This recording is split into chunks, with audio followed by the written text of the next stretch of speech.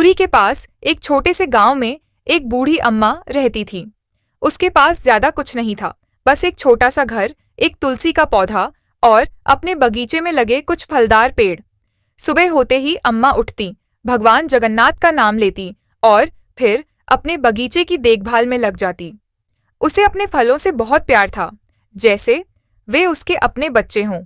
हर दिन अम्मा अपने पेड़ों के नीचे बैठकर फलों को देखती और मन ही मन कहती कि ये फल भगवान जगन्नाथ के भोग में चढ़ेंगे। वह हमेशा कहती थी कि सबसे मीठा फल पहले भगवान का है। गांव के बच्चे अम्मा की बात सुनकर मुस्कुरा देते, क्योंकि अम्मा की भक्ति बहुत सच्ची और भोली थी। एक दिन की बात है, दोपहर के समय अम्मा थोड़ा आराम करने घर के अंदर चली गईं। बाहर धूप चमक रही थी और बगीचे में शांति थी।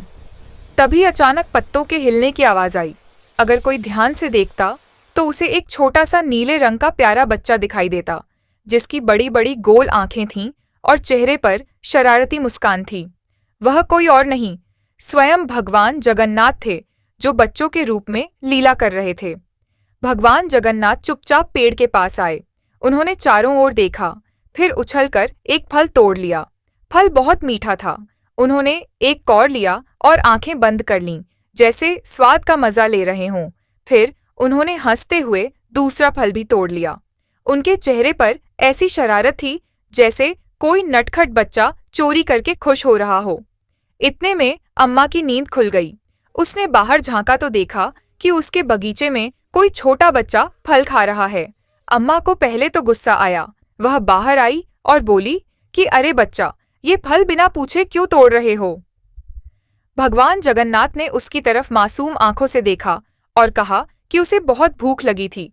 उनकी आवाज में इतनी मिठास थी कि अम्मा का गुस्सा तुरंत पिघल गया। अम्मा ने कहा कि अगर भूख लगी थी तो मांग लेते।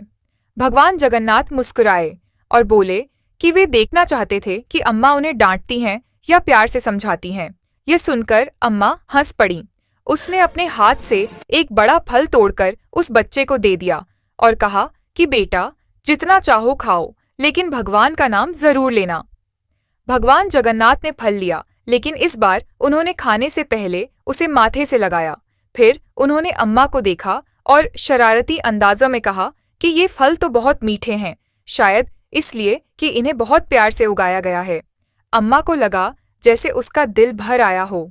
उसे उस बच्चे में कुछ अलग सा एहसास हो रहा था, लेकिन वह समझ नहीं पाई। थोड़ी देर बाद वह बच्चा अचानक हंसते हंसते गायब हो गया। अम्मा घबरा गईं और इधर उधर देखने लगी। तभी उसे मंदिर की घंटियों की आवाज आई। जब वह मंदिर पहुंची तो उसने देखा कि भगवान जगन्नाथ की मूर्ति के सामने वही फल रखे थे जिन पर उसके बगीचे की खुशबू थी। अम्मा की आंखों से आंसू निकल आए। उसे समझ आ गया कि भगवान खुद उसके बगीचे से फल चुराने आए थे, बस उसकी भक्ति देखने के लिए।